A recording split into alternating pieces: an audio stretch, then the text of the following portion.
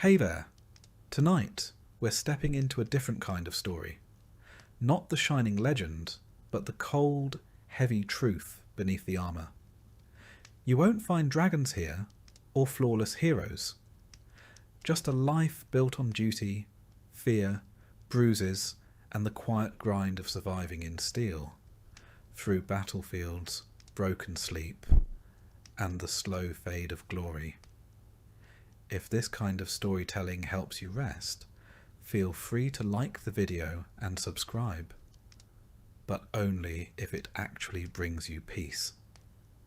And let me know in the comments where you're listening from and what time it is. It's oddly comforting to know who else is drifting off to the same slow march through history. So, dim the lights. Let the fire in your imagination warm the stone walls.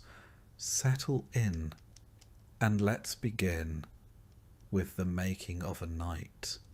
You are 7 years old when the path to knighthood begins, not with a sword, but with a farewell. Your parents, proud and perhaps a touch relieved, send you off to serve in the household of a noble lord. There are no goodbyes written in ink or preserved in keepsakes. Only a pat on the shoulder, a bundle of clothing, and the weight of expectation settling on your small, still growing frame. No one asks if you are ready. In truth, readiness is irrelevant. You are a page now. The castle looms above you, stone towers stretching into a grey sky, its silhouette promising both greatness and hardship. The gate creaks open. What lies beyond is not a world of honour and glory, but one of scrubbing, serving, and surviving. Chivalry will come later, after years of fetching, carrying, and cleaning up after horses and noblemen with equally foul temperaments. Your duties are endless. From sunrise to well after dark, you run errands, sweep halls, deliver messages, and assist with meals. On especially lucky days, you're permitted to polish armour, which sounds glamorous until you realise it means scraping dried mud and horse dung from heavy iron boots. Your hands are blistered, your back aches, and the knights, they barely notice you. You are not yet one of them. You are the help. But even in these early days, training begins. Wooden swords are handed out like brooms, and bruises bloom across your arms as you spar with other boys who, like you, are eager to prove something. You're taught how to fall from a horse without breaking your neck. You fall often. Some days it feels like falling is the main lesson. No one praises you for bruising well, but they do scold you for weakness. You learn quickly. Pain is to be swallowed, not displayed. Discipline is everything. Speak only when spoken to. Bow deeper to those of higher rank. Never question a command, no matter how trivial or humiliating. Your mistakes are corrected with the back of a hand or a weak scrubbing chamber pots.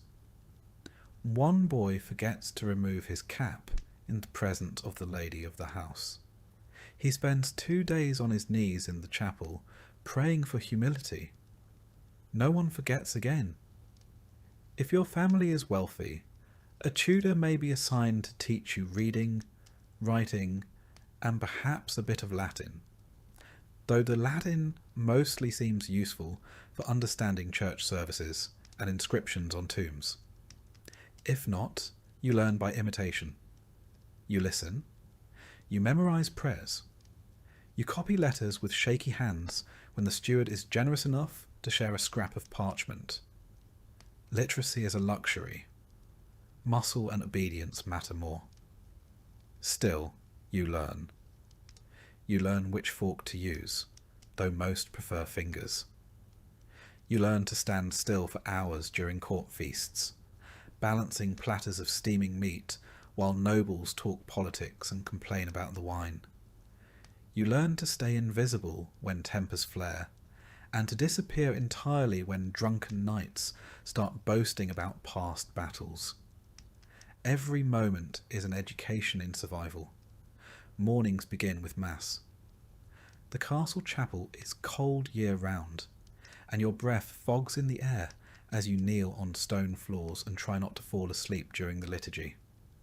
Faith is not optional. It is as much a part of your training as swordplay. You are taught to fear hellfire, to respect the church, and to confess regularly. The priests speak of divine purpose, of holy duty. You nod along, trying to stay awake. Mostly you pray not to get sick. There are few remedies and fewer recoveries. Meals are brief affairs, usually consisting of bread, cheese and meat if you're lucky. Vegetables are suspect. Many believe raw greens cause illness, and so you develop a steady diet of salted meat and dry crusts. You eat quickly, knowing your next task waits. On rare feast days, there may be roast pig or honeyed oatcakes. These days are remembered for years, like dreams glimpsed through smoke. In the evenings, the hall grows lively. Minstrels sing ballads, recounting tales of Arthur and Roland and saints who slayed dragons. You sit on the edges, near the fire, trying to catch every word. The songs are meant to inspire, but you are too tired to be moved. You think more of your sore feet than of chivalric deeds. Still, something stirs in you. A hope, perhaps, that someday someone will sing of you. You sleep where you can, often in the servants' quarters, shoulder to shoulder with other boys, on straw pallets that smell of sweat and mildew. Some nights you are pulled from sleep to help with late arrivals or unexpected guests. You learn to rise without complaint, to work through exhaustion, to never let your eyes betray fatigue. A knight must be ready at any hour. The training starts here. You are not alone. Other pages suffer with you. You form silent friendships, built on shared glances and muttered complaints. Together you learn the rhythms of castle life. You learn which knights are cruel, and which will look the other way when you steal a second helping of stew. You learn who to trust, who to fear, and which corners of the castle offer a moment's peace. There are moments of levity, a jest from the cook, a clumsy knight tripping over a dog, a stolen apple. You cling to these moments. They remind you that life exists beyond duty, that laughter still has a place, even here. Occasionally, you catch a glimpse of the world beyond the walls. Merchants arriving with silks and spices, a troupe of performers, or a noblewoman riding past with her retinue. These sights feel foreign, like stories glimpsed through fog. You're not part of that world yet, but maybe, one day. At times, doubt creeps in. The stories of glory feel distant, the reality far more grinding. You wonder if all of this, the aching limbs, the scoldings, the hunger, is truly the path to honour. But every so often, you see a knight ride out in gleaming armour, pennant flying, and your chest tightens with the thought, someday that could be you. Your lessons in humility do not stop with bruises and hunger. There are also ceremonies to attend, even though you're barely more than background noise in them. You observe as nobles gather, dressed in fine fabrics you're not allowed to touch, much less wear. You're reminded, by their glances, and sometimes their words, that your position is somewhere between useful and invisible. When dignitaries visit, the castle becomes a theatre. You help prepare guest rooms, polish silver, and sweep the same corridors 3 times over. If anything is out of place, the pages are blamed.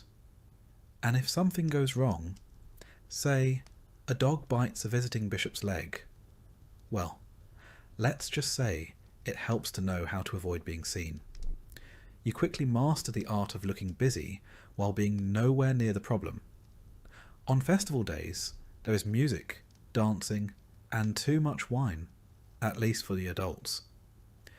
You're allowed to watch from the corners, soaking in the sounds and sights while pretending not to be watching too intently. Occasionally, someone slips you a sweetmeat or a bit of cake, and for a moment the burdens of your position feel lighter. But these small kindnesses do not erase the reality. Your place is to serve, observe, and remember. Some pages find escape in books, if they can read. The old steward's chamber holds a handful of illuminated manuscripts, heavy, bound in leather, and guarded as fiercely as the Lord's own armoury. On lucky evenings, you're allowed to sit beside a fire and listen as an older scribe reads aloud tales of Roman generals or saints who endured unspeakable trials. These stories feed the mind while your body heals from the day's chores. There are warnings too, spoken in hushed tones or muttered by older servants. They tell you of pages who failed to advance, boys who cracked under pressure or were sent home in disgrace. Sometimes they vanish without explanation. Sometimes you overhear things you were never meant to hear. You quickly learn when to speak, when to nod, and when to keep your head down. The castle is your crucible, and every hour spent within its walls forges you into something harder, leaner, more capable. Not a knight, not yet, but no longer a child. You are a creature in transition, battered, disciplined, and quietly determined. So when you lie awake at night, staring at the wooden beams above your straw-filled mattress, you think not just of what you've endured, but of what lies ahead. The next phase, the next challenge, the next step on the path that will one day, if the gods, your lord, and your body all permit, make you a knight. But for now, you are a page, and that is enough. At the age of 14, the apron strings of pagehood are ceremoniously snipped, though not with any kindness or softness. You are no longer a page, you are now a squire. And while this new title may sound like a promotion, it comes with considerably fewer sweetmeats and far more bruises. You have graduated from polishing floors to polishing armour, from fetching goblets to fetching the man who might be dying in one. Your new role is personal, intimate even. You are assigned to a knight, and you are expected to serve him as faithfully as a shadow. Where he goes, you go. If he rides into battle, you follow. If he falls, you run into the carnage to help him up, risking your own life in the process. You're no longer a child of the castle. You're the squire of a warrior, and your days are shaped by his demands. The physical training increases tenfold. Riding a warhorse, for instance, is not the elegant glide you once imagined. These beasts are enormous, bred for power and war, and more temperamental than most noblemen. Mounting them is a small battle in itself. Controlling them, a constant negotiation. Your thighs ache. Your spine jars with every step. Your backside hasn't felt normal since Michaelmas. Sword training intensifies. You now wield live blades, not to kill, but sharp enough to cause concern if your opponent happens to be better rested or less distracted than you. You spar daily, your body covered in bruises that never quite fade before new ones bloom. Every session is an exercise in humility. For every swing you land, you take 3 in return. The knight you serve doesn't expect grace, he expects grit. But perhaps the most tiresome part of your duties is equipment care. Armour, you quickly learn, is not just metal. It is an ecosystem. Sweat, grime, and the occasional slug somehow make their way into the joints of plate mail. You clean it, polish it, inspect every hinge and strap. If the greaves pinch or the helmet visor sticks mid-battle, that's your fault. If your knight dies because you missed a cracked buckle, you'll likely wish you'd died first. Weapons need sharpening daily. Lances must be tested. Shields examined for cracks. Your knight's life and your reputation depends on the absolute precision of your work. No one thanks you when everything goes right, but everyone notices when it doesn't. And then there are tournaments. They were romanticised when you were a page, colourful affairs of trumpets and cheering maidens. Now you see the blunted swords break bones. You are the one saddling the horse, carrying the lances, wiping the blood from your knight's cheek so he can smile for the crowd. If he wins, you collect the prize money. If he loses, you collect his broken ribs and what remains of his dignity. When real war comes, and it does, you march beside your knight into mud, rain, and uncertainty. Campaigns are long, uncomfortable affairs. Food is scarce. Sleep is scarcer. Your armour, if you have any, chafes in places you didn't know existed. You begin to understand the real meaning of exhaustion, when your limbs move only because you know you must. Battle is not glorious. It is a cacophony of screams, metal, and orders lost in the wind. The clash of bodies, the stench of blood and sweat, the sudden silence of a dying man. These become your education. You learn to distinguish between fear that sharpens you and fear that paralyzes. You pray the former shows up more often. You are not there to fight, not yet, but that does not mean you are safe. When your knight is unhorsed, it is your job to reach him, lift him, pull him out of danger. Imagine dragging a man in full armour, each piece weighing more than a holiday roast, across a muddy field while arrows fall like rain. It is not heroic. It is back-breaking. And the reward is usually just the chance to do it again tomorrow. When your knight is injured, you tend to his wounds. If he is captured, you are expected to negotiate or deliver messages to secure his release. Sometimes this means dealing with men who would rather see him rot. You learn diplomacy, not from tutors, but from necessity. Your words must be careful, your posture humble, your tone respectful. Even your silence becomes a tool. There are moments, rare but real, when you feel proud. When you lead your knight's horse into a camp and heads turn to look. When he nods at you after a battle, bloodied but alive. These moments are fleeting, like sunlight through arrow slits. But they matter. They keep you going. Back at the castle, your duties continue. You train younger pages, passing on the same hard lessons you once learned. You serve at banquets, help organise hunts, and remain at your knight's side whenever guests of importance arrive. Your sword is worn, your boots are cracked, and you move like a man twice your age. But you are no longer a servant.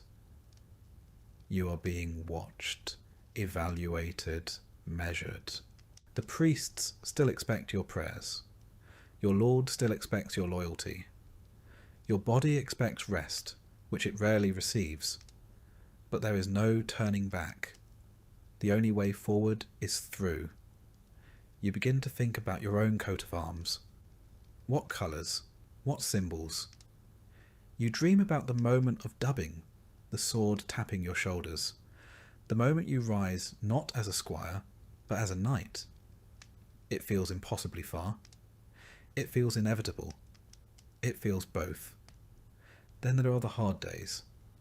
The days when you bury a fellow squire, trampled beneath a war horse, or run through by a lance that didn't look blunted enough. No one sings songs for squires. No one writes poems for the boys who almost made it. You learn to carry grief without showing it. You learn to keep working even as the ground shifts beneath you. If you are lucky, your knight teaches you more than battle. He teaches you how to think, how to judge a man's character, how to read a battlefield, how to lead. If he is wise, he teaches you when to speak and when to hold your tongue, how to pick your battles, and how to lose with grace. These are not things armour can protect you from, but they are just as vital. Winter brings new challenges. You now understand that a sword is only as effective as the hand that can still feel its hilt. Your fingers crack from cold, and the metal of your knight's armour feels like ice as you buckle it on each morning. Snow turns the training yard into a mire of frozen mud. Horses slip. So do you. You do not complain. The weather, like war, does not care how you feel. There is talk among the older squires, talk of glory, of rebellion in the east, of a king's summons. You listen, absorb, calculate. You've seen enough to know that glory often looks like a grave. Still, you would ride out tomorrow if called. The waiting is often worse than the war. You write your first letter. It is stiff, clumsy, and formal, addressed to your parents if they are still alive, and telling them little. You're not even sure where to send it, but writing it feels important. Like anchoring yourself. Like proving you're still someone beneath the bruises, sweat, and steel. One night, after a feast, your knight, drunk on mead and nostalgia, tells you of his first campaign. He describes the rain, the hunger, the thrill of surviving the charge. Then he grows quiet. He stares into the fire and names 3 men who did not return. You do not speak. You are meant to listen. And remember, you practice daily, sometimes in secret. You mimic your knight's stance, his footwork, the way he holds his blade just before a strike. You copy everything, hoping that imitation will one day become instinct. You bleed. You limp. You learn. Then one morning, without fanfare, your name is called. You are to ride with your knight, not as an observer, but as his second. There is no sleep the night before. No sleep is needed. When you mount your horse, you are ready. Not perfect, not fearless, but ready. Your story is still being written, but already it is etched into the cold iron of swords, the dust of roads, the calluses on your hands. You are no longer a boy, not quite a man, but closer now. You are a squire, and you are becoming. You are 21 years old, or near enough. Some squires are knighted younger, some older, but the number doesn't matter half so much as the fact that someone in authority has finally decided you're ready. Ready to kneel. Ready to swear.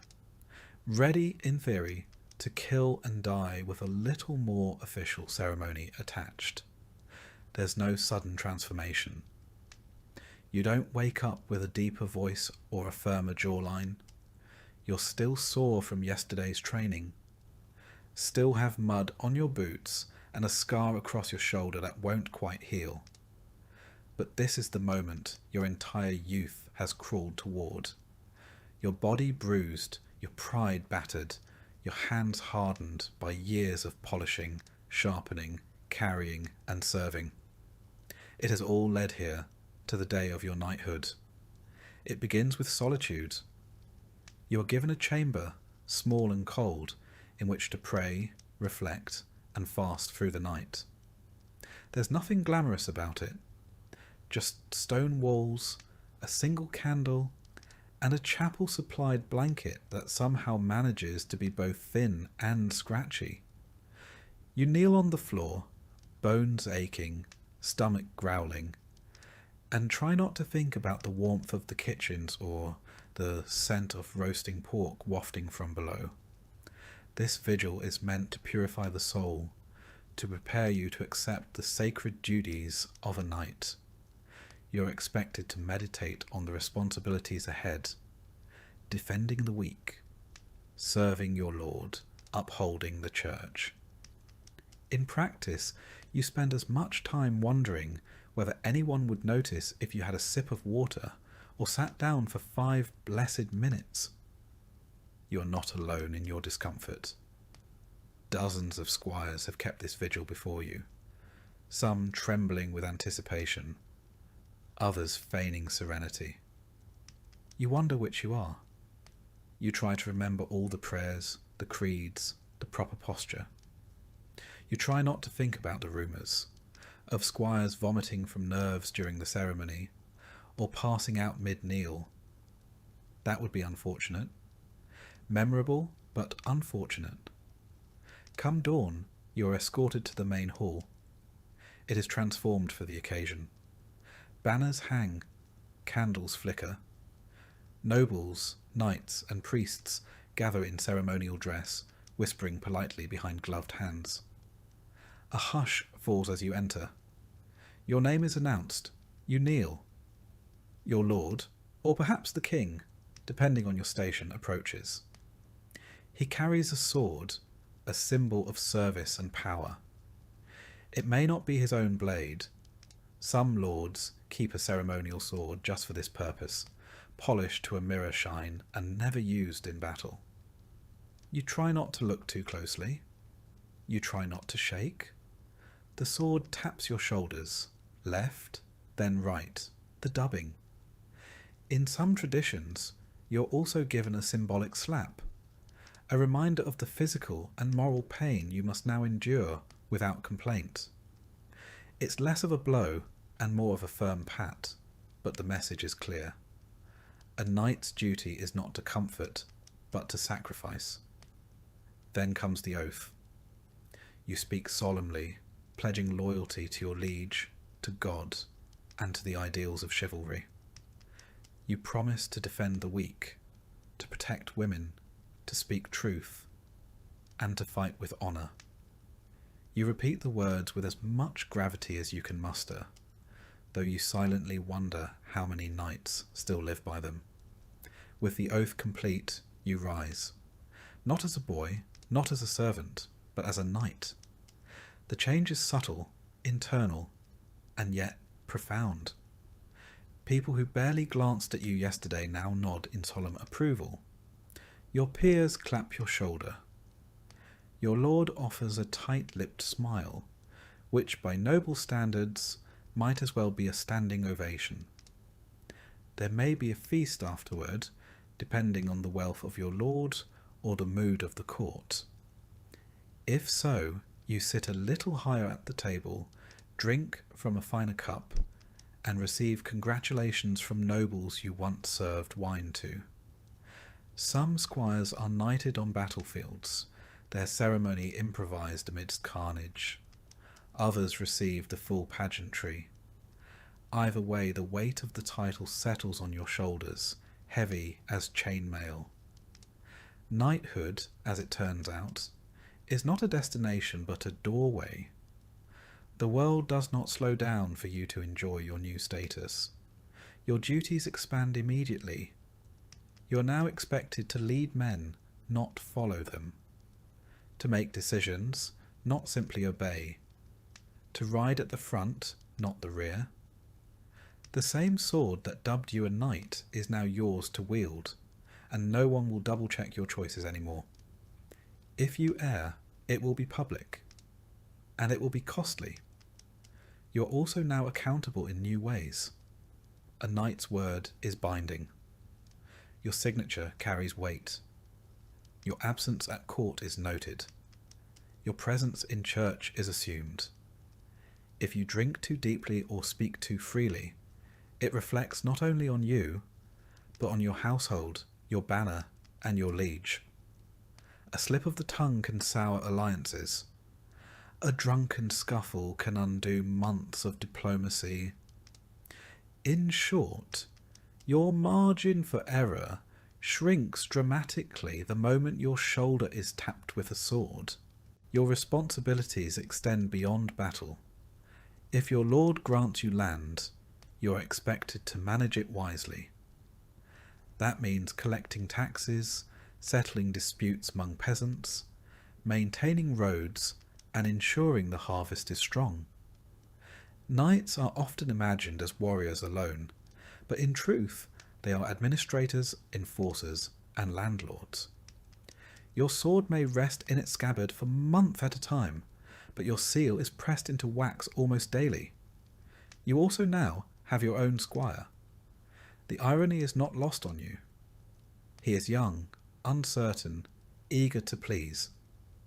You teach him to polish your armour just so, to saddle your horse without bruising its haunches, to pour wine without spilling. You correct him gently, at first, then more firmly. He reminds you of yourself. It is humbling and slightly amusing to see how far you've come, and how far you still have to go. There is also the matter of your coat of arms. If you haven't had one before, it must now be chosen. Colours, symbols, family mottos, they all matter. They identify you on the field of battle and in court. They speak before you do. A red lion, rampant on a field of gold, says something very different than a black cross on a white bend. Choose wisely, or pay a herald to help. Your new armour is fitted to your frame, assuming your lord is generous or your family still has coin to spare. Full plate is expensive, and every piece must be custom made. Greaves for your legs, gauntlets for your hands, a cuirass for your chest. You stand still as the blacksmiths measure and clink, their fingers leaving soot on your skin. The weight is impressive. Walking in it feels like learning to move all over again, but you feel safe inside it too, as if metal might guard not only your body, but your name. You take your first formal ride through the village, not as a servant trailing behind a retinue, but at its head. Children run to the roadside. Old men bow stiffly. A woman tosses you a flower. You try not to look too pleased. The peasants don't cheer exactly, but they do stare, and in the medieval world, attention is a kind of applause. That night, in the solitude of your chamber, you remove each piece of armour slowly, methodically. You place your sword with care. You stare at your reflection in the polished plate and try to see what others saw today. A knight, a protector, a leader. You do not quite believe it yet, but you will. Not everything changes overnight. You still train each day. You still wake early and pray. You still limp after a long ride and wince when a blade catches your elbow. But your name is called with more weight now. You are consulted, not commanded. The younger squires eye you with something like awe or fear, possibly both. War will come again. You know this. And when it does, your position in the vanguard will be expected. No more standing behind a shield wall. No more waiting for orders. You will lead the charge, raise your voice above the din, and be the first to cross the field. If fortune favours you, you may return with honour. If not, your coat of arms will be carried home without you. This is the cost of the accolade. This is the burden of the oath. But still, you are proud. Not of your status, but of your survival. You endured the long years, the cold vigils, the humiliation, the training, the fear, and now you wear the title as a second skin. You are a knight, and your real service has only just begun. You do not become a knight and immediately feel powerful. You become a knight, and then you are handed 60 pounds of steel and told to get on a horse. The first real lesson of knighthood is not how to fight, but how to walk, breathe, and not fall over in your own armour. At first, it's chainmail, a hauberk of interlocking rings that drapes over your shoulders like an iron tunic. It's not as heavy as it looks, but it clings to you, drags at your limbs, and catches every drop of sweat your body produces. Beneath it, you wear a padded gambeson, quilted linen stuffed with wool or rags, which smells awful after a single skirmish, and worse after a week. But it keeps the mail from grinding against your skin like a cheese grater. As warfare evolves, so does your kit. Plate armour begins to replace mail. At first, just a breastplate and greaves, then pauldrons for your shoulders, vambraces for your forearms, sabatons to encase your feet, articulated joints, riveted segments, each addition designed to protect without pinching, though they almost always manage to do both. Eventually, you are sheathed in metal from crown to toe, and it's less like wearing clothes and more like being folded into a walking bell. The helmet is the worst. It muffles your hearing, narrows your vision, and steams up with your own breath. In battle, it protects your skull. Outside of battle, it functions mostly to give you a throbbing headache. Some helms have visors you can lift, which helps with breathing and spitting, though it also makes your face an easier target. Trade-offs are everywhere in armour. Mobility, surprisingly, is not impossible. You can run, squat, mount a horse, even roll, if trained well. But everything takes effort. You are not agile. You are deliberate. And you quickly learn to conserve movement, like a man counting his last coins. After all, if your opponent wears nothing heavier than boiled leather, he'll be darting around while you resemble a mobile sculpture of St. George. Then there's the maintenance. Every piece must be cleaned, oiled, inspected. A single rusted rivet can jam a joint. A dented chest plate can buckle under a second blow. Your squire becomes a blacksmith's apprentice overnight, scrubbing and hammering late into the evening. If he forgets a strap or fails to fasten your cuisses correctly, you notice, painfully and immediately. And let's not forget the weapons. Your sword is your constant companion, but not your only one. It is not the slim rapier of modern imagination, but a broad, weighty blade meant for hacking, not fencing. Its edge is kept sharp, but not razor thin, better to survive impact. You carry it at your side, but draw it only when necessary. The sword is both symbol and tool, and in your hand it becomes an extension of will. Then there's the lance. A knight without a lance is like a fish without gills, useless in open battle. The lance is not delicate. It is a sharpened pole, roughly 10 feet long, meant to be couched under your arm and driven like a battering ram into whoever's unlucky enough to be across the field. On horseback, it turns your momentum into deadly force, but it is also unwieldy, easy to miss with, and once broken, mostly good for poking campfires. The mace is a brutal companion, short, stubby, and blunt. No finesse, no elegance, just a lump of iron on a stick designed to cave in helmets and crack ribs. Useful when your enemy's armour laughs off blades. When subtlety fails, the mace makes its point with savage clarity. Axes are similar, less common among knights, more typical of mercenaries or those from northern stock. But in close quarters, an axe can hook a shield, split a helm, or drag a man off a horse.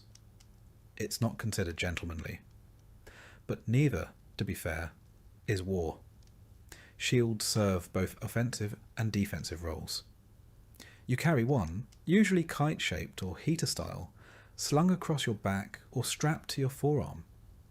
It bears your coat of arms, a bright splash of symbolism amidst the mud and smoke. You learn to punch with it, to deflect, to absorb force. A good shield might save your life. A bad one might become your coffin lid. Siege weapons are a different beast altogether. Catapults, trebuchets, and battering rams handled by engineers and lower soldiers.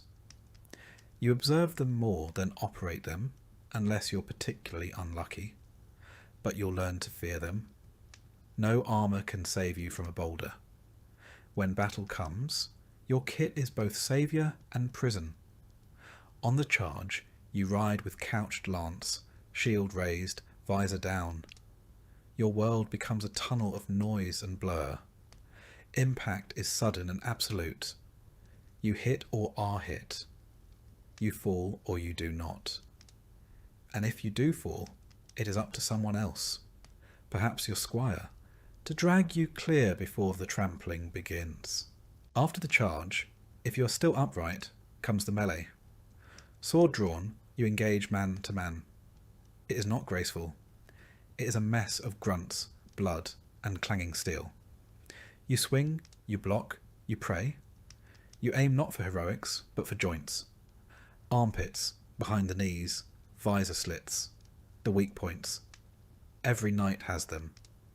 And if you don't find theirs, they'll find yours. In the aftermath, assuming you survive, you learn the lesser-known role of a knight, repairman. You remove your armour piece by piece, every dent and scratch telling its own small story. If a rivet snapped or a strap tore, it's noted, recorded and mended. Your sword is cleaned, inspected, re-oiled. Every weapon dulled must be sharpened. You don't sleep until your gear is ready again, because next time it could mean your life. You begin to appreciate the subtle differences between good steel and bad. You learn the smiths by name, the balance of a sword, the weight of a shield, the line where a helmet should rest against your brow. All become second nature. You grow fussy about details that once seemed trivial. The type of leather used in your gauntlets, the weight distribution of a new axe, the way a visor latches shut. Some knights personalise their equipment with flair, engraved pommels, crests, etched into breastplates, gilt inlays. You may do the same, if coin and vanity permit. But beneath the ornament lies the same brutal reality. Armour is not costume, it is coffin prevention. There are downsides, of course. Armour is expensive. Your share of spoils from war or tournaments often vanishes into repairs and replacements.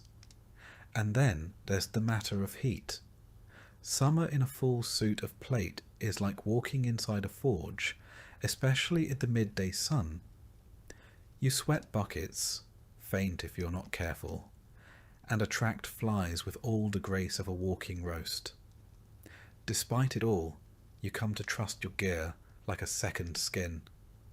You've tested it under arrow fire. You've felt the jolt of a mace strike echo through your ribs and known the armour did its job. It protects, yes, but it also transforms. You walk taller in it. People part when they see you coming. Children point. Commoners bow. And yet, you know this. The steel does not make you invincible.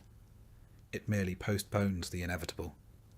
You can fight well, prepare thoroughly, wear the finest forged suit in Christendom, and still fall to a lucky spear thrust or a well-placed arrow. A knight's tools buy time, not certainty. When you remove your gear at night, you do so slowly, reverently. Each strap undone, each piece lifted away, leaves you smaller, lighter, vulnerable. Beneath it all, you're still just flesh, bruised, stiff, and aching. And it's in those quiet moments, with your sword across your lap and your armour cooling on the stand, that you truly understand what it means to be a knight. You're not made of steel. You just wear it well, And so each day begins with the familiar ritual: lifting, strapping, adjusting, checking. Your squire tightens the buckles and hands you your gauntlets, his eyes scanning for wear, for weakness. You nod silently and step once more into the shell of your profession, because no matter how tired you are, or how many scars line your ribs, you are still needed. Still bound to ride out, to raise your shield, to stand between danger and those who cannot. This is the life you've built, plate by plate, blade by blade. This is the weight you chose to carry, and you carry it well. You were told there was a code, a shining, noble creed to live by. Chivalry, they called it. The very word sparkled with promise, like polished armour in morning light. It was meant to define what it was to be a knight: bravery, courtesy, honour, protection of the weak, reverence for the church. A lofty ideal, written in elegant script and praised from pulpit and poet alike. And then you rode into your first battle, watched a man in full heraldic splendour trample a retreating soldier, and realised the code is more of a suggestion. Chivalry, in theory, is a code of conduct, a moral compass for those who carry swords. Rooted in Christian values and feudal loyalty, it began as a way to temper violence with virtue. The church, ever anxious about the havoc wrought by idle knights, took pains to transform you from a hired blade into a holy defender. You were not simply to fight, but to fight rightly. In practice, however, chivalry is like a tapestry, grand at a distance, but fraying up close. The official tenets vary depending on which chronicler or cleric you ask, but some themes remain constant. Protect the innocent, defend the church, serve your lord loyally, show mercy to foes who yield, be honest, avoid unjust wars, and honour women, particularly those of noble birth. A fine list, admirable even, and also inconvenient. Because in the thick of battle, no one stops to recite their virtues. You swing, you survive. You follow orders, even if they involve torching a village suspected of disloyalty. You take prisoners, yes, but mostly because they're worth ransom. Mercy has a market value. As for honesty, it's encouraged, unless deception serves your lord better. A knight may be honourable in the abstract, but becomes remarkably flexible when land or legacy is at stake. Many a lie has been wrapped in noble language and delivered from horseback with great conviction. Protecting the weak sounds lovely in songs, but in the field the weak are often collateral. If your lord requires a peasant uprising crushed, you ride. If a convoy of commoners stands between you and the enemy's grain supply, you don't go around, you go through. The poor admire knights from afar, because they're rarely better off when one rides by. Then there is the matter of women. The songs speak of courtly love, of gallant men pining in poetic torment for unreachable noble ladies. In truth, your relationship with women is defined more by property law than poetry. Marriage is political. Romance, when it exists, is fleeting. And the protection you offer depends heavily on class.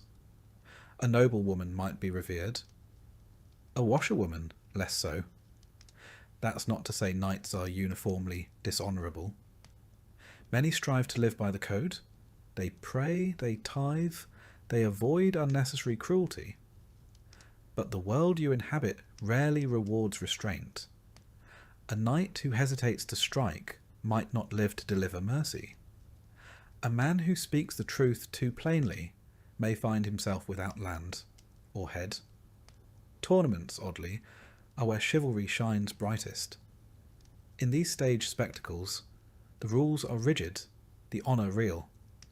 You salute your opponent. You show restraint. You lose with grace.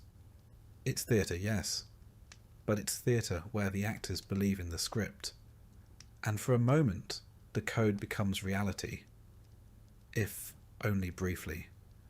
There are manuals, actual written guides, that lay out knightly conduct in florid detail. One might advise you not to strike an opponent who has lost his helm. Another might say that if a lady drops her glove, you should retrieve it without stepping on it or staring too long at her ankles. The Church writes its own rules, more focused on piety. Attend Mass, confess sins, avoid gluttony, and above all, never forget who sanctioned your right to kill. These manuals are read aloud in courts and training halls.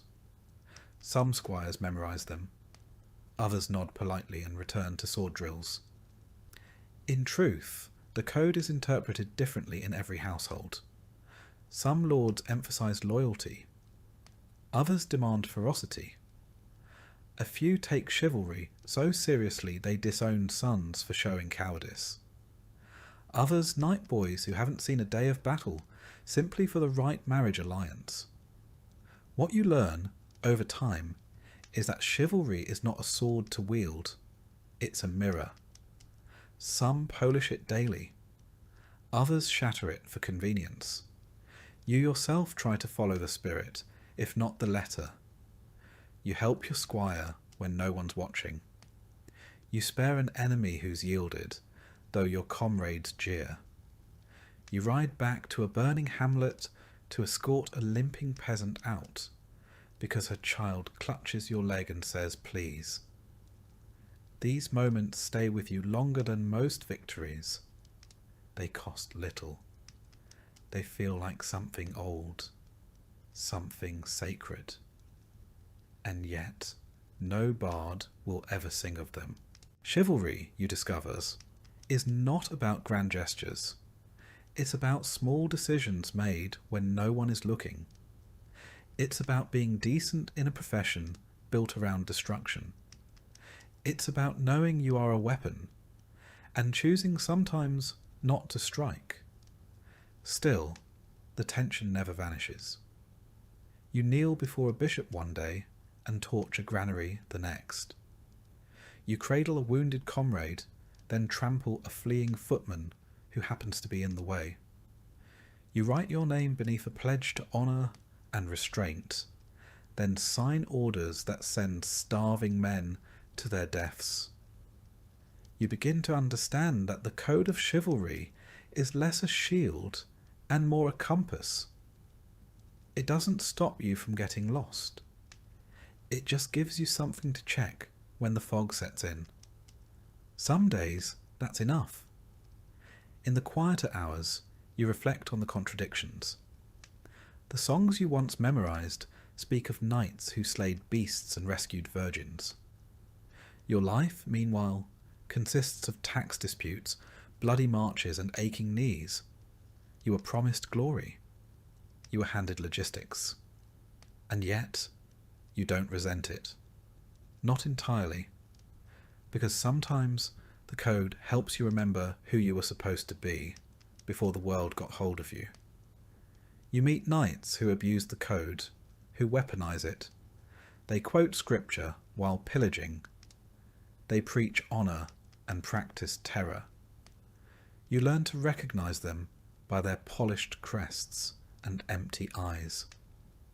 And you learn to step aside, or, when given the rare chance, stand in their way. You are not perfect. You've broken the code. You've struck men who had surrendered. You've taken spoils that weren't yours. You've stayed silent when you should have spoken. But you remember the faces of those who tried. The knight who held a gate so a village could flee. The one who refused to burn a monastery, even under threat of exile. The one who died kneeling, not in surrender, but in prayer. And so, in your own way, you keep trying. You carry the code not in scripture, but in habit. You pick it up like your sword each morning, knowing it may slip from your grip by nightfall, but reaching for it anyway, because without it, you are merely a killer. And with it, maybe, just maybe, you are something more. This is chivalry. Not what the minstrels sing, not what the priests preach, but what you try to practice in a world that gives you every reason not to. And so you ride, still bound to your oath. You defend your lord, fight his enemies, bury his dead. But you also feed your squire when the pantry runs low. You speak kindly to the old woman in the village who remembers when you were a boy. You return a dropped glove, even when no one is watching. You are a knight, and you remember the code, not because it makes you stronger, but because it reminds you what strength is for. One day, years from now, a boy will ask you what it means to be chivalrous. You won't recite scripture or point to crests. You'll hand him your sword and tell him to hold it steady. And then you'll ask if he can carry it without ever letting it fall on the wrong sole. That, you'll say, is a good place to start. Because in the end, chivalry isn't about purity, it's about persistence. About falling short and rising again, and choosing, however quietly, not to become the very thing you were once sworn to fight. And with each choice, you draw your sword a little straighter. You've trained for years, carried swords before you ever swung one, watched men die before you were allowed to charge, and polished your own armour so often you can still smell the vinegar and oil in your sleep. But none of that truly prepares you for this.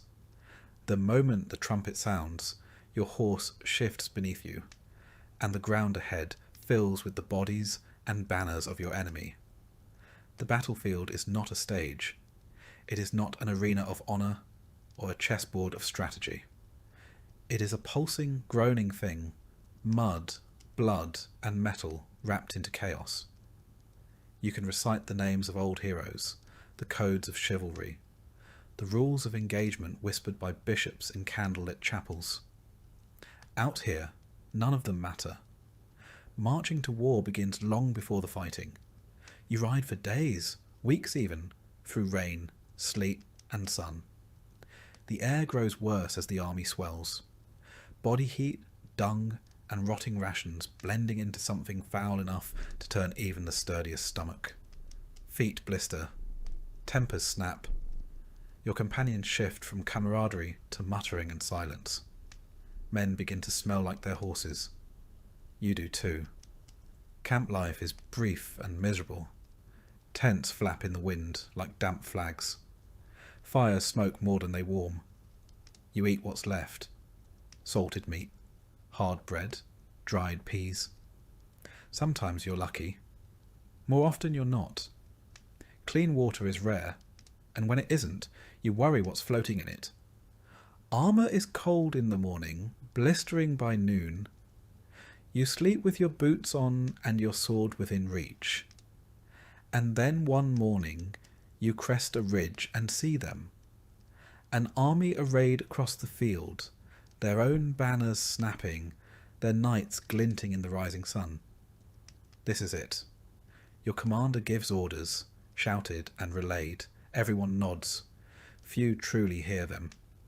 Your stomach tightens. You check your horse's girth strap.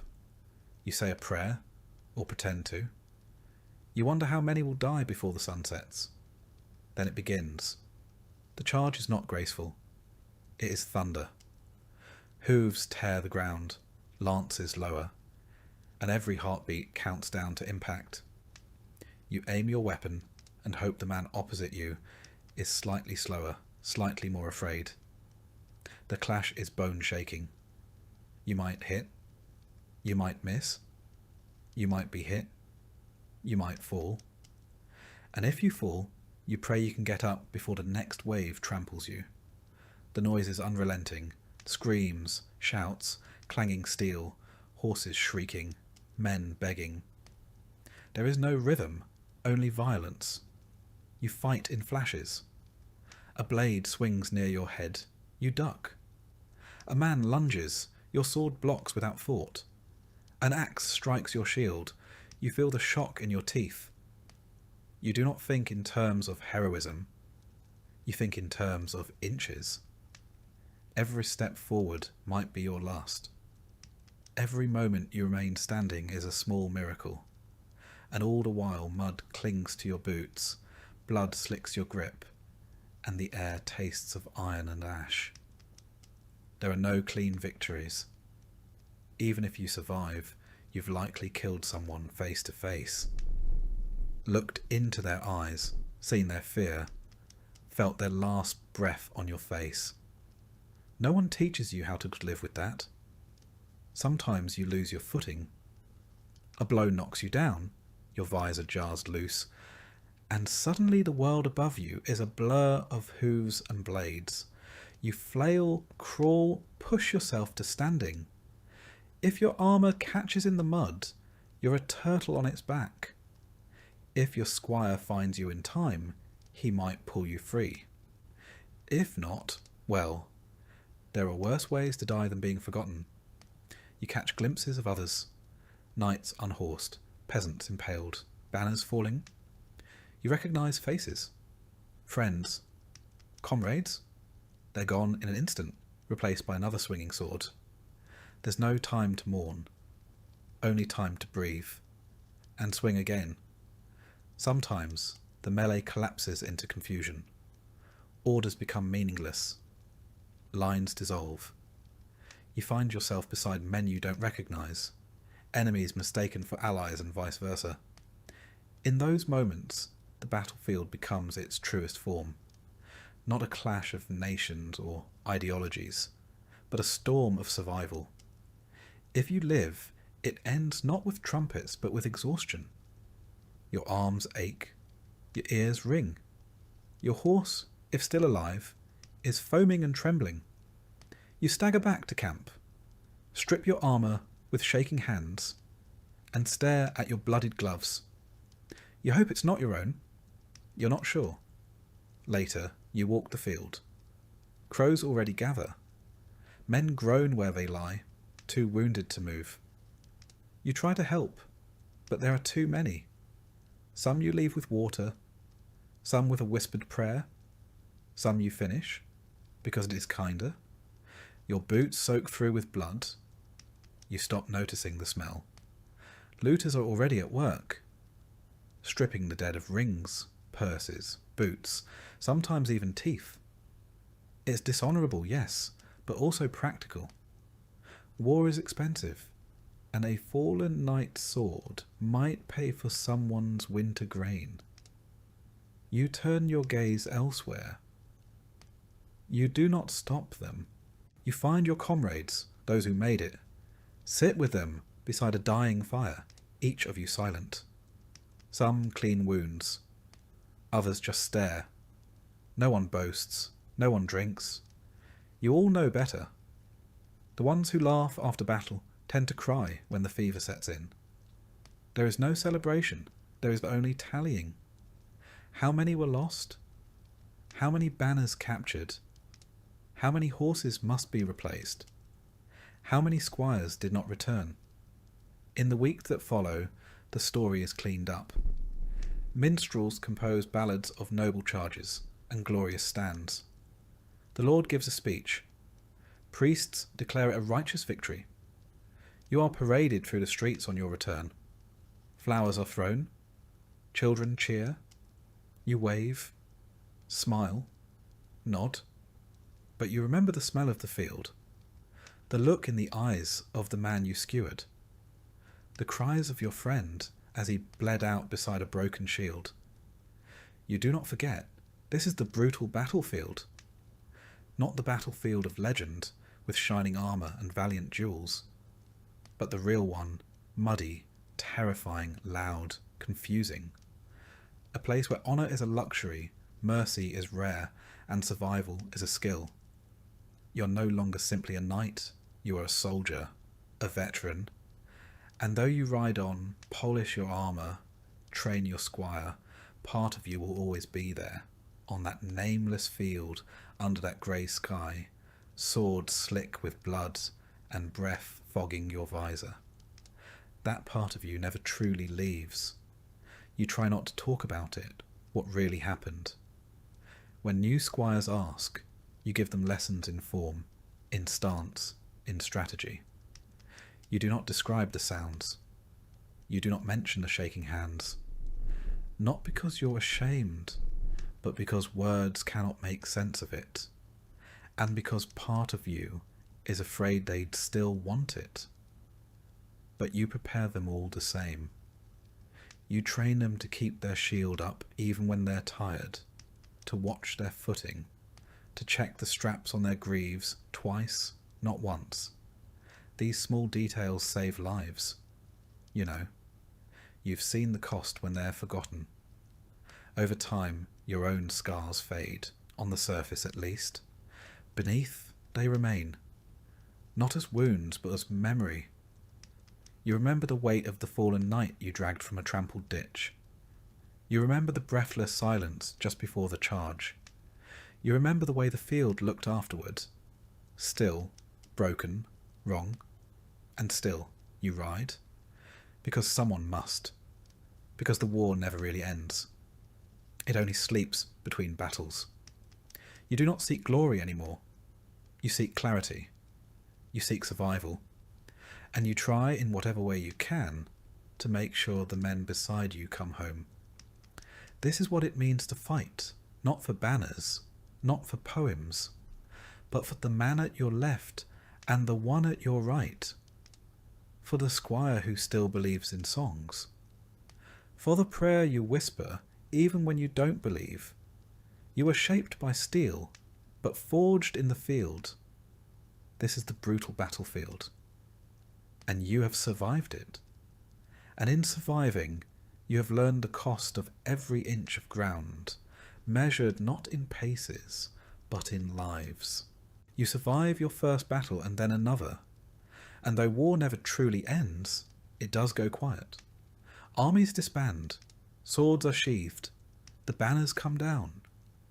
For a while there is peace, but a knight with no war is a weapon left idle, and idle weapons tend to rust. So you turn to the next best thing, the tournament. Not a brawl, not a massacre, though it might come close, but a staged battle dressed in heraldry, pomp, and profit. Where war is chaos, a tournament is choreography. Where battle makes legends, the tournament makes celebrities. It begins with an invitation. If your name carries any weight, or your lord's coin carries enough, you're summoned to a list field near a bustling town where the banners fly as high as the entry fees. You arrive with your squire in tow, your armour shined to near blinding polish, your horse combed and plaited like a bride's hair. The grounds are prepared days in advance. Wooden stands rise from the grass. Merchants set up stalls selling meat pies and pewter tokens. Minstrels rehearse songs they hope to sell before the jousts begin. Children run between tents, shouting names of their favourite knights. Yours may even be among them, if your last performance was sufficiently bloody. But make no mistake, this is no gentle pastime. A tournament is as dangerous as any battlefield, only better lit and more politely announced. There are two main events, the melee and the joust. The melee is a grand mock battle, dozens of knights on foot or horseback charging each other across an open field. It is said to mimic real combat, though it rarely obeys real combat's rules. The goal is to disarm, unhorse, or bludgeon your opponents into submission, preferably without killing them. Not out of mercy, but because corpses don't pay ransoms. You enter the field with your team, shield emblazoned with your arms, heart thudding behind your breastplate. Horns sound. The crowd roars. You lower your visor and plunge in. The fight is real enough. Blades are blunted, yes, but not harmless. Bones are broken. Teeth are lost. Pride always is on the line. You strike, you're struck. You fall, you rise. Somewhere in the din, your name is shouted, either in triumph or concern. Sometimes both. The melee is over when only a few remain standing, or when the judges decide it's become too undignified. You leave the field limping, exhilarated, exhausted, or sometimes unconscious. If you perform well, your reputation grows. If you perform poorly, you pretend not to care while discreetly checking for bruises.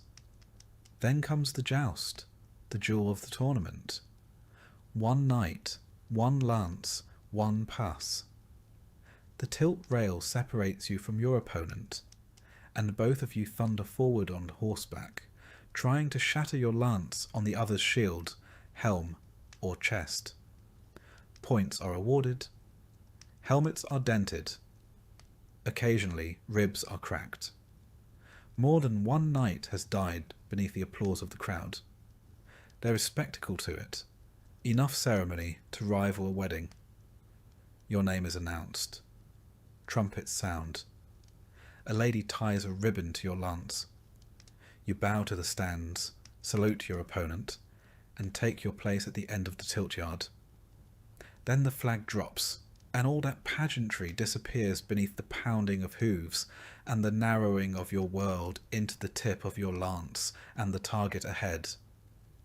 When you hit cleanly, the crack of impact echoes like thunder. Splinters explode, the crowd cheers. If you're thrown, you hit the earth hard and lie there long enough to remember that mud has no chivalry. Victory brings coin, and more importantly, notice. Lords watch from the stands, scanning for talent, potential, or marriageable fame. If you impress the right person, your fortunes can change overnight. If you make a name for yourself, you may find yourself invited to bigger circuits, tournaments in Paris, London, or Rome. Or at least the stories say so. But not all jousts are equal. Some are friendly, honour-bound, and carefully judged. Others are bloodier, more corrupt. There are whispered tales of knights bribing marshals, sabotaging armour, or switching lances to unblunted tips. And every tournament has its share of bad blood, feuds reignited, insults answered with steel. Then there are the injuries. Dislocated shoulders, shattered wrists, concussions. You learn quickly not to remove your helmet until you're sure your ears are still working. Even spectators are not always safe. A splintered lance once flew into the stands and took out a merchant's eye.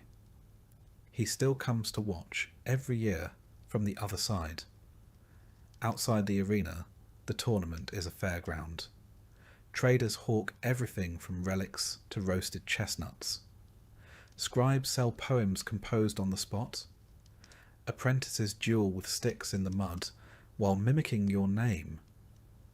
At night, bonfires crackle, ale flows freely, and minstrels sing songs that exaggerate every blow landed and every favour won. If you've earned a few bruises, you might at least earn a few verses. The nobles host feasts. You attend, cleaned and laced into a doublet that fits like punishment. You bow. You drink. You endure conversation. A lady might ask about your technique, though her interest may have less to do with lances and more to do with inheritance, or scandal, or both. Tournaments are also a place for politics.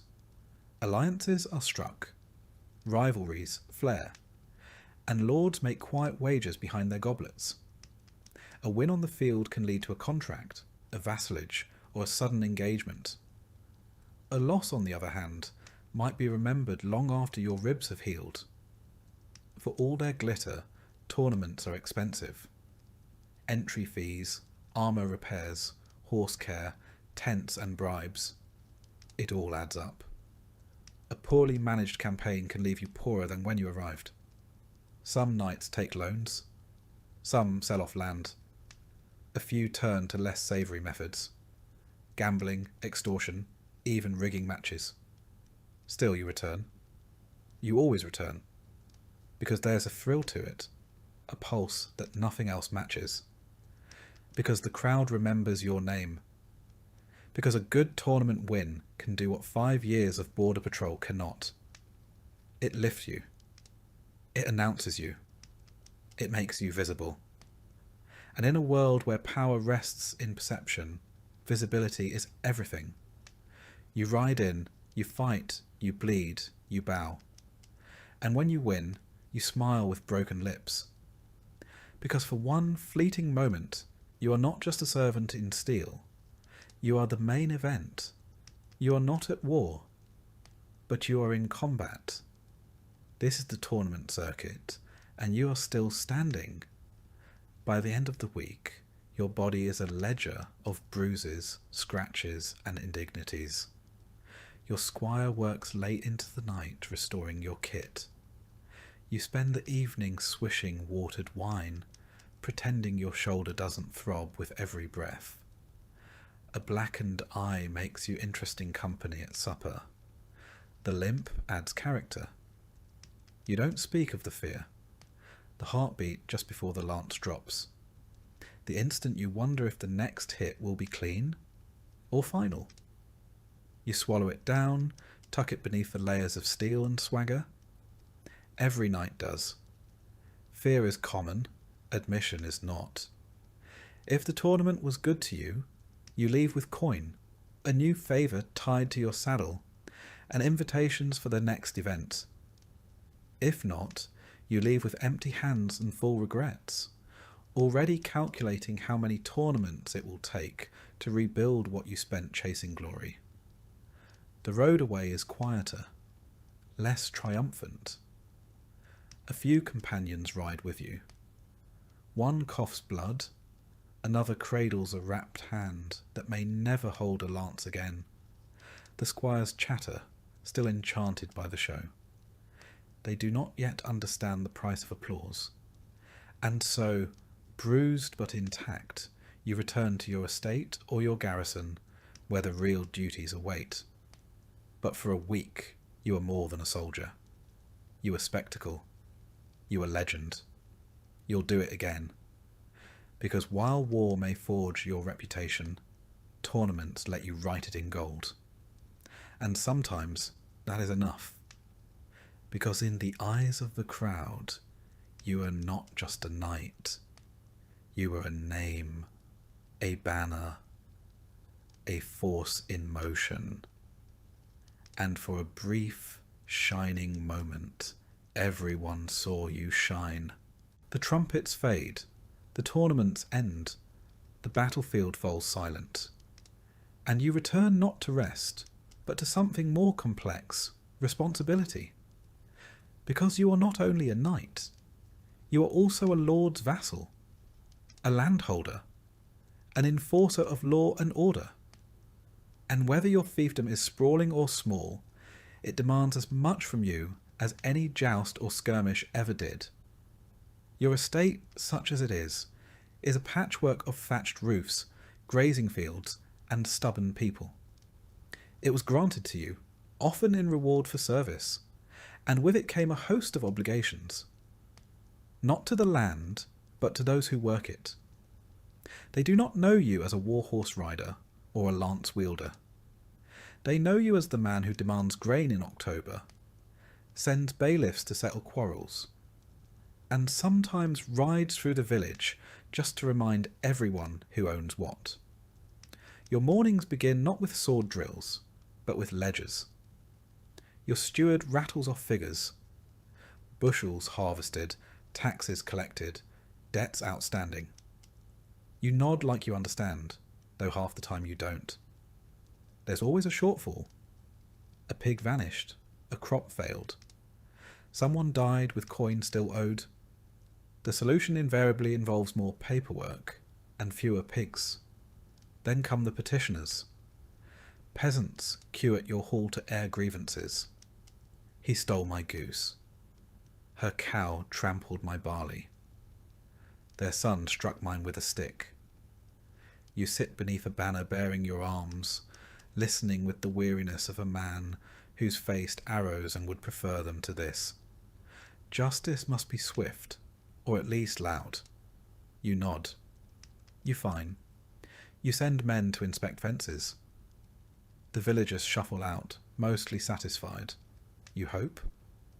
Disputes between peasants are one thing. Disputes between your men-at-arms are worse. When two armed retainers argue over boundaries or livestock, swords rattle. You must step in, not as a fellow knight, but as their master. Firm, even-handed, a man of authority. It's a delicate thing, projecting strength without escalating tempers. You manage, mostly. You also collect taxes, grain, wool, coin, or goods in kind. These are tallied, stored, and forwarded up the chain to your liege lord. Some of it you keep to pay your men and maintain your household. Some vanishes into the hands of clerks, never to be seen again. You suspect a fraction feeds the bishop's cellar or funds your lord's latest embroidery habit. But questioning the chain of feudal economy is like questioning gravity. You nod, sign, and send the ox cart on its way. Inspections follow. You tour your own fields, riding slowly between rows of barley and flax. You speak to the reeve, the village-appointed overseer, who informs you of labour shortages and brewing discontent.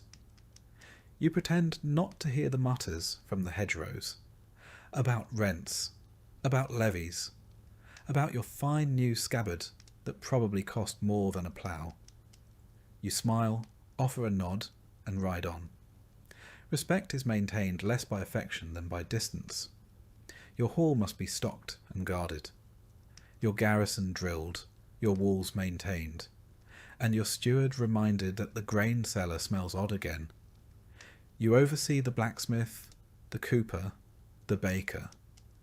You approve repairs to the millstone, arrange timber for winter, and, once a month, host a feast for local tenants to keep up the illusion that everyone is cheerful and loyalty is mutual. You arbitrate marriages, approve apprenticeship contracts, and on occasion deliver punishment. Thieves may lose fingers. Poachers might pay in coin or days of labour. There are gallows, but you rarely use them. They're more useful as symbols than tools. Still, when necessary, you remind the village what happens when law is ignored. The church is ever present.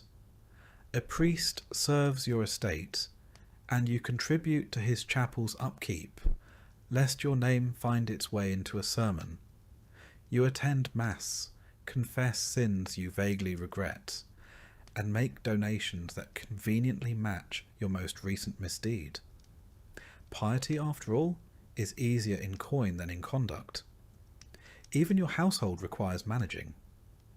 Your servants rotate between loyalty, incompetence, and mild insubordination. The cook is furious about the flour quality. The stable hand swears the hay shipment is late again. One of your chambermaids is scandalously friendly with a visiting knight, and you must pretend not to notice unless it causes a child, or worse, a rumour. Your squire needs training. Still, always. He forgets your saddle straps. Leaves your sword unsheathed during rain. Once he polished your boots with lard. You scold him, train him, threaten to send him to the monastery, then end the day praising his effort with a nod. That's all the boy really wants. Your wife, if you have one, runs her own part of the estate, organising the kitchens, managing servants, keeping accounts. She is as sharp as your sword, and twice as terrifying when crossed. She reminds you when rents are due, when your cousin's widow expects a letter, and that the priest caught you dozing during Mass again. You learn to listen. You also learn never to suggest she host the next feast without preparing for a 3-day argument about table linen.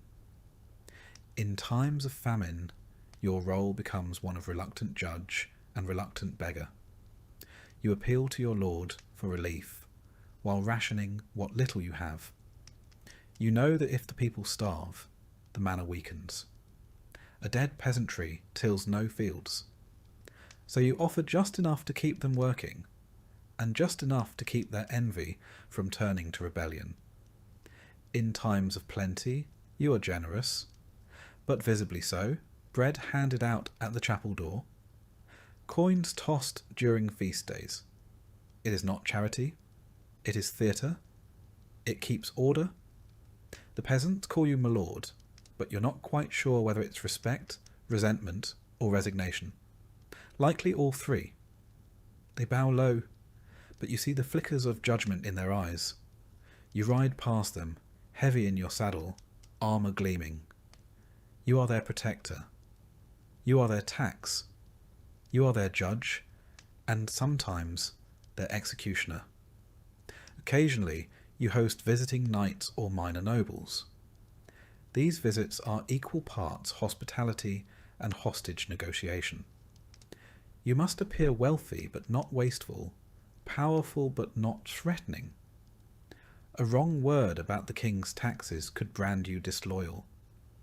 A poorly cooked pigeon could insult your guest's cousin, who happens to be an earl. You walk a knife's edge of politeness, pageantry, and performance. But it isn't all caution and governance. There are quiet moments. You ride alone at dawn through dew-wet fields, nodding to shepherds who've been up longer than you. You sit by the hearth in winter and listen to your steward mumble accounts while the fire cracks behind him. You share a drink with your sergeant-at-arms, both of you old enough to admit your backs ache more than they used to. You are lord of your manor, but also its captive. You cannot leave for long. Bandits might strike, the grain might rot, your cousin might try to press a claim. Even a trip to court feels like abandoning a child to nurse itself. And when you return, something is always broken. A gate, a contract, a fence, a nose. Still there is pride in it, not in the power, but in the structure. You keep this place standing. You feed 100 mouths. You settle disputes before they boil into feuds. You remember names. You attend baptisms, funerals, and harvest dances. You kneel beside the dying and sign contracts for the newly wed. You are woven into the land's rhythm, into its heartbeat. This is the other life of a knight. Not glory, not gore, but governance. And though it will never be sung by minstrels or carved into stone, you know the truth. A knight's blade defends his name, but his estate keeps it alive. Because in the end, when the sword is sheathed and the war drums fade, it is not your victories that remain. It is your land, your people, and the fragile peace you hold together, one decision at a time. When the halls fall quiet, the ledgers are closed, and your sword is back on its rack, you are left with something less discussed and poorly romanticized, your private life. You'd think, after tournaments, campaigns, and estate matters, that you'd collapse each night into dreamless slumber. You'd be wrong. Rest is elusive. Comfort is intermittent. The truth is, sleep is a luxury in a knight's world, and one that must often be negotiated. Your bed is not the down-filled paradise of later centuries. It's a wooden frame, stuffed with straw or wool, covered in linen that smells faintly of dust and fatigue. You share it perhaps with a spouse, or alone, or occasionally with your armour spread out to dry beside you, ticking softly as the heat leaves the metal. You do not sleep through the night. That isn't how things work. You sleep in shifts, broken by prayers, patrols, and old wounds that ache more as the hearth burns low. Some nights you're summoned to settle a dispute in the barracks. Other times you simply lie awake, replaying a tilt that went badly or wondering whether the steward lied about the granary again. But it's not all gloom. There is laughter too, and warmth that does not come from fire. Your hall is more than a court of judgment. It's your hearth, your theatre, your lounge. Minstrels sing by the fire. A bard may be passing through and recite tales of distant wars or love-struck princes. You know the endings already.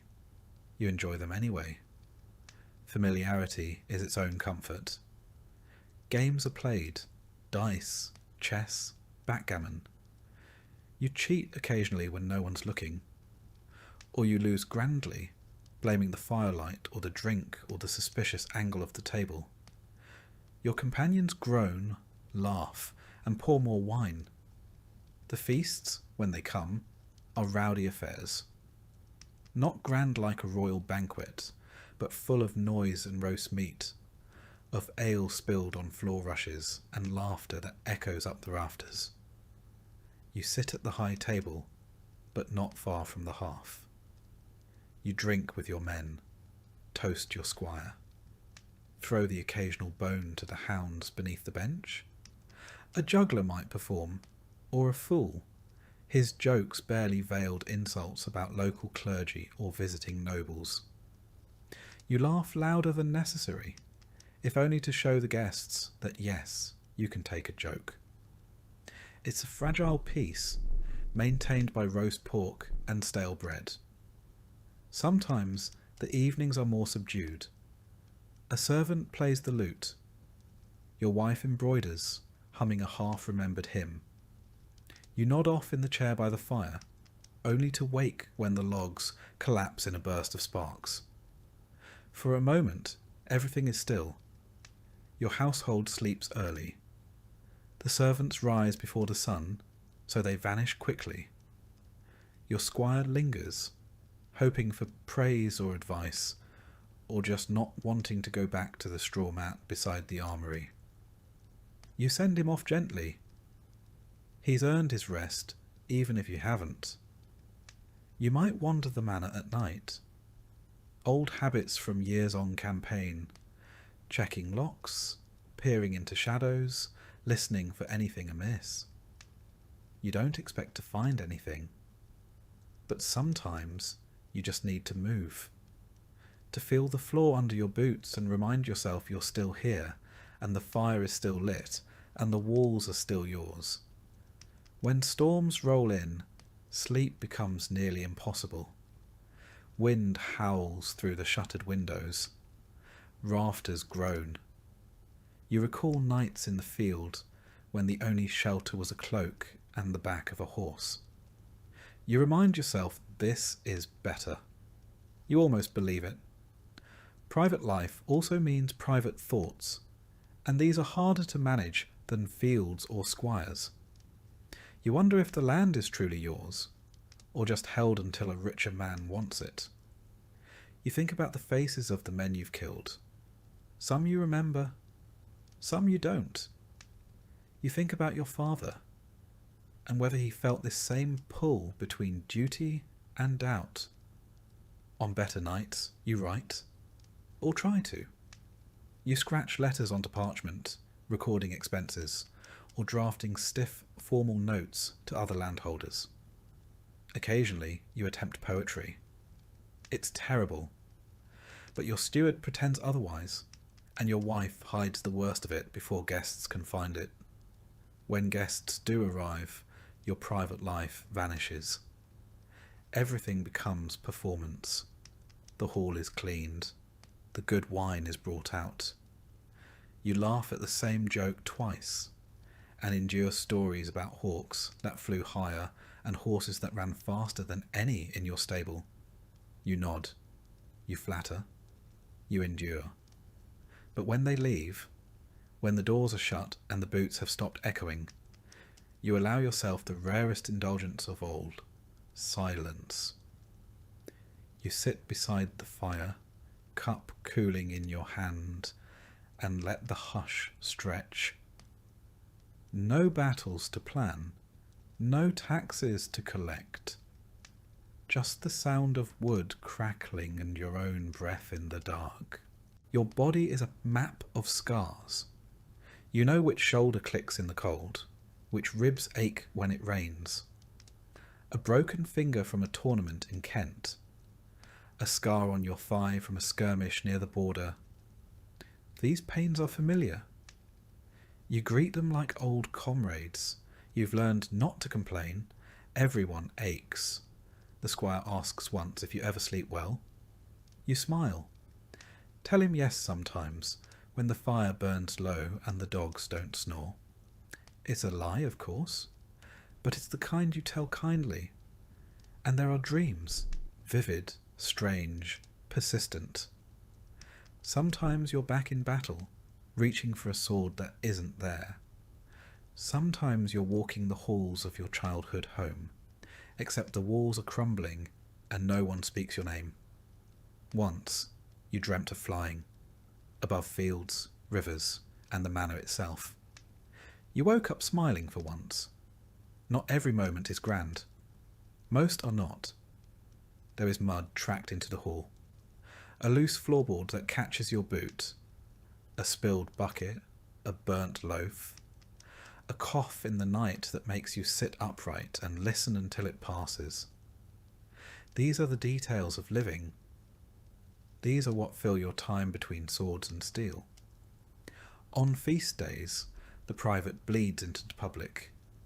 There is dancing of a sort. You watch more than you participate, but sometimes you're pulled into a circle, clapping along to a song that's older than the church itself. You step stiffly, laugh at your own footwork, and your wife laughs louder. The servants smile, if only for a moment.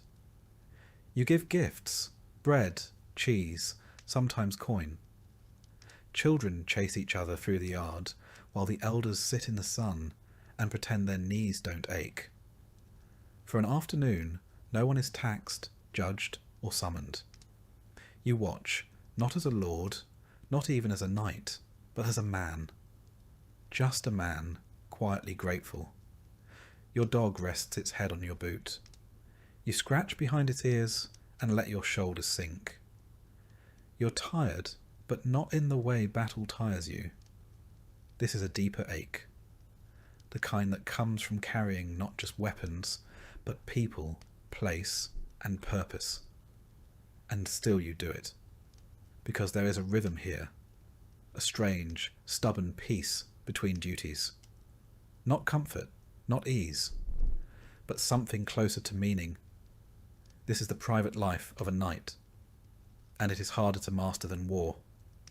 Because though the chronicles record your battles and your banners, it is these quieter hours, half-forgotten songs, unfinished letters, the hush of a sleeping hall, that truly tell the story of who you were. You rise with the dawn, joints aching, the cold seeping deeper than it used to. The steward greets you with a nod. The squire follows, quieter than he was in years past. Nothing feels unusual at first, until you step outside and realise something has shifted. It's not in the air or the weather, but in the rhythm of the world itself. Fewer hooves on the road, fewer hands raised in salute. The banners are still there, but they hang lower than they once did. Your role, once essential, now feels ceremonial.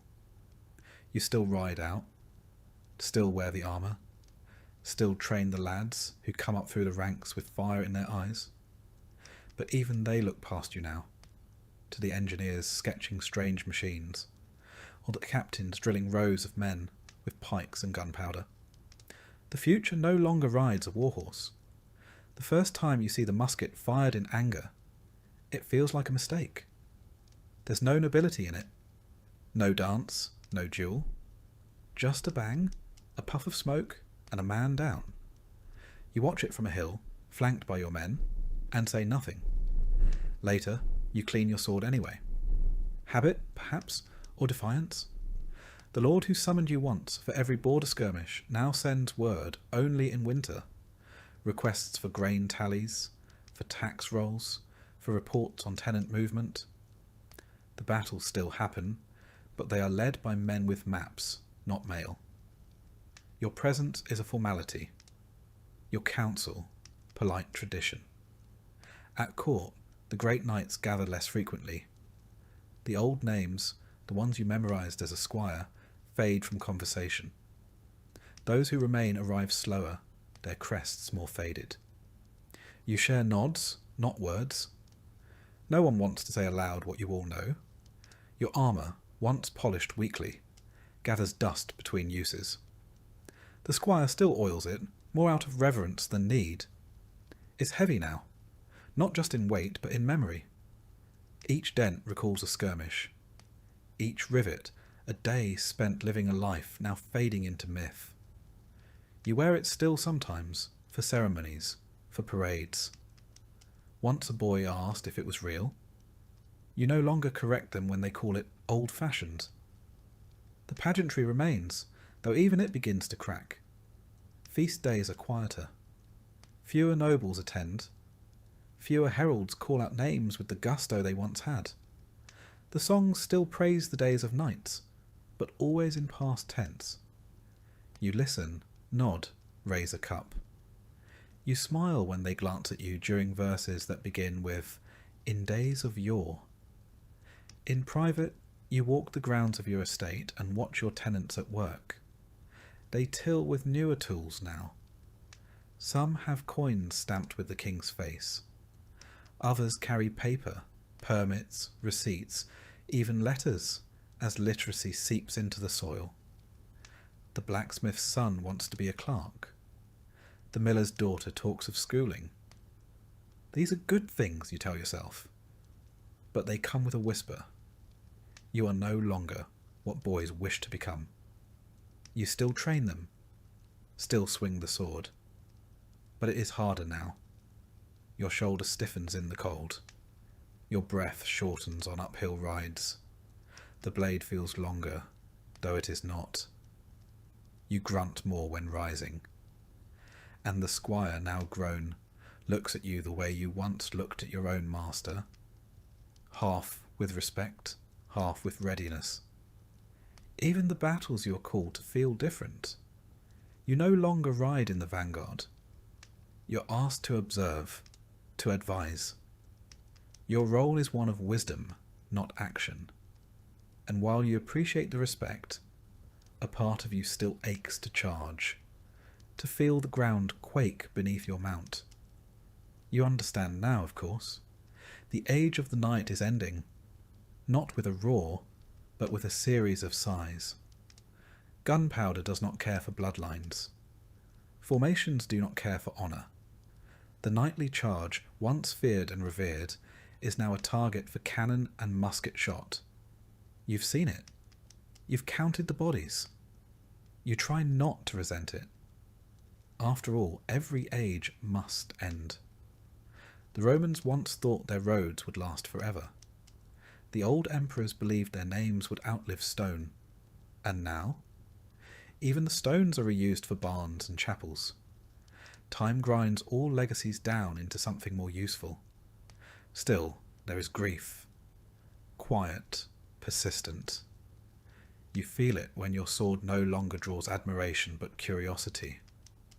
When your banner is recognized not for its victories, but for how long it's flown. When your warhorse dies, and the stable boy asks if you'll replace it with a mule. More practical, he says. You tell yourself that you are lucky. You lived. You saw the best and worst of your order. You earned your land, your name, your seat at the high table. You made it home. Not everyone did. Sometimes you take the long road past the old battlefield. It's farmland now. Quiet. There's a grove where the archers once stood. A ridge where the cavalry assembled. You dismount and walk it, boots sinking in soft earth. There's a marker stone, weathered and crooked. No one remembers the names carved there. You do. At night, the dreams come more frequently. Not always nightmares, though some are, but vivid flashes of moments you'd thought long buried. A lance shattering. A comrade's laugh. The exact shade of sky above a foreign field. You wake cold, and wonder why memory feels sharper than your blade. You write more now. Not orders or reports, but reflections. You try to capture what it was like. The weight of armour before dawn, the tension before a tilt, the smell of the field after rain. You want to record what it felt like to be a knight, not in legend, but in truth. You're not sure who it's for. Maybe the boy who will find it in a chest one day. Maybe no one. Visitors still come. They ask questions. Was it glorious? Was it honourable? You answer carefully, sometimes. On good days. But it was also cold and loud and lonely. You tell them that knighthood was service. Service to a lord, to a land, to an ideal.